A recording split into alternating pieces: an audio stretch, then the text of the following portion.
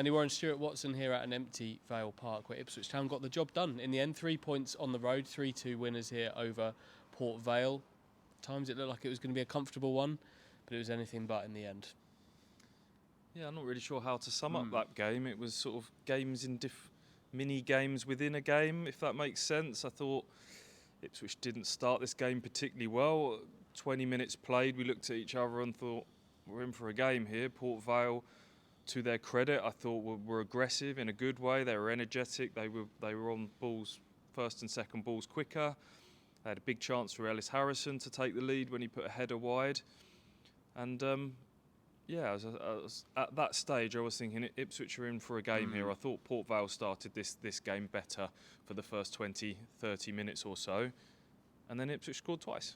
Yeah, Freddie Ladapo with the first one, which it came against the run of play. It definitely felt like that here in the stadium, but it was a really nice goal in the end.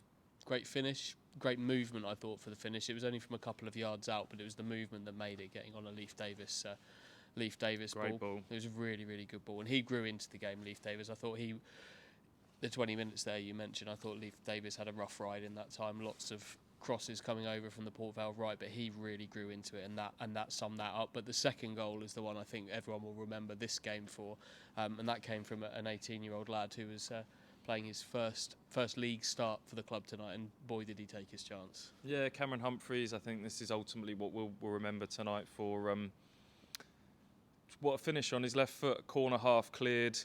Dominic Ball kind of shepherded it out to him on the edge of the box, and that is the sweetest of strikes with the left foot fizzed through the crowd and into the bottom corner. Great scenes to see him celebrating. You can see how popular he is with the senior players. Also at the end of the game, the way they kind of paraded him and held him aloft in front of those away fans, and of course he goes on to set up the winner as well.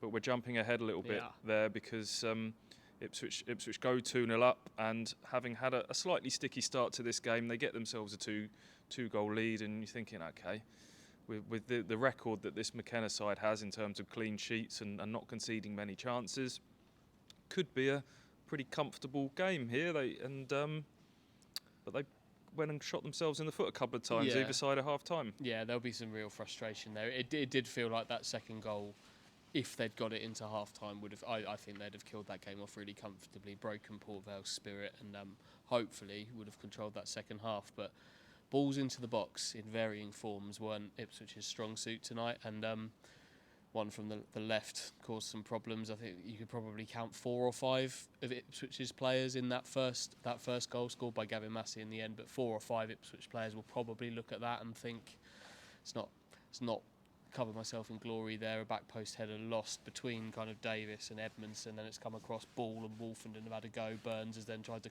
charge the ball down, and Massey's put it in the back of the net. So that wasn't a great goal at all for Ipswich to concede. That was 45 plus 6, then 45 plus 2 after the break. There's another one going in. Yeah, that one comes from a corner. Which again I don't think Ipswich dealt with particularly well. Dominic Ball tried to go and get his head on the ball at the near post, didn't. Then it kind of falls free in the box, and Nathan Smith, looking back at it, has just left Freddie Ladapo. He just kind of ghosted away from him. Freddie's switched off a little bit, and one touch on his thigh, and then another really good one into the back of the net. Good finish from a centre half, and Port Vale level all of a sudden. Character test time for Ipswich Town. They've passed a few of those with flying colours this season, and ultimately they've passed another one tonight. Thankfully, it didn't stay 2-2 that long. Yeah, that was so crucial.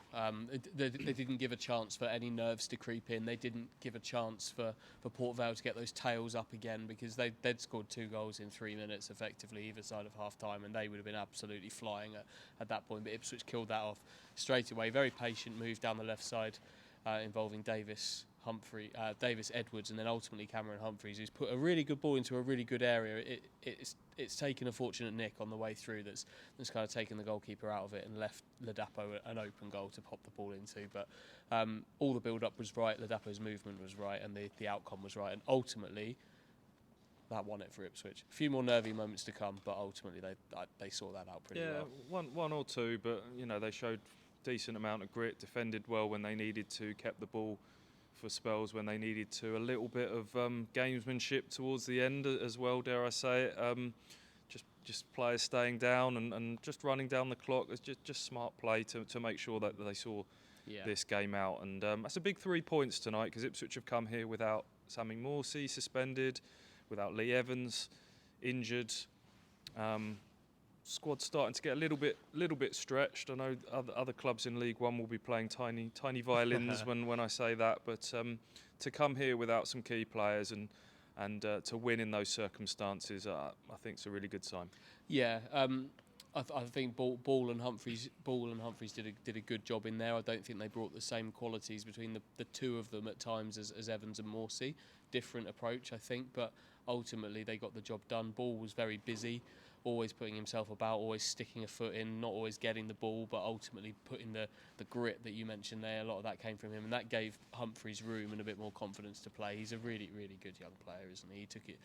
We've never watched him in the first team and thought, this is a young man overawed by this. He's always looked 3 or 4 years older than he actually is, and that was the case again tonight with Lee Evans. I don't think they completely know what the deal is there with his injury, but it's not sounding like an imminent return on the cards for him. Dom Ball is by the sounds of things getting ready for a run in the team. Yeah, McKenna said that he's had the scan. They haven't got the full report yet, but it's medial knee ligament damage, which is not as bad as it could be. So it'll be weeks rather than months. But yeah, Dominic Ball is as McKenna said afterwards, that's why we signed Dominic Ball in the summer, to make sure we had that senior cover in midfield. But I tell you what, Cameron Humphries has done himself no harm. He's a different type of player in terms of that blend. But a night for him to remember, that young man, and he's someone that's got a big future ahead of him, hopefully. And crucially, as everyone will tell you, he's a man with his feet on the ground, humble as well, someone who's not going to get too carried away with that goal tonight and that assist and that performance, hopefully. Yeah, and like you've already mentioned,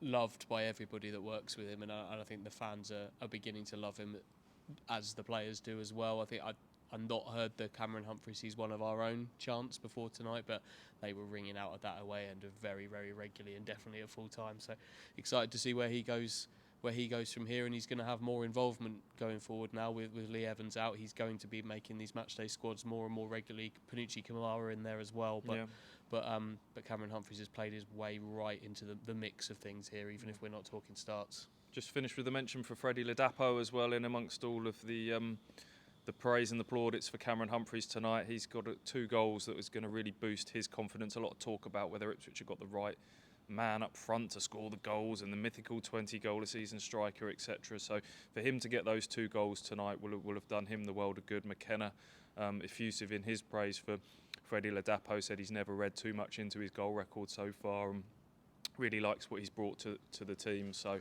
big night for him as well. Big night for Ipswich, who get another 3 points in a test of a game. Still behind Plymouth, because they came from behind to beat Shrewsbury tonight. But the gap to 7th place, Andy, is now 14 points, which is quite something, a third of the way into the season. Yep, it's the top 2 Ipswich should be looking at now, isn't it? They've put themselves in that position. That's where they're going to be looking to stay. And the next quest for 3 points comes at Charlton on Saturday.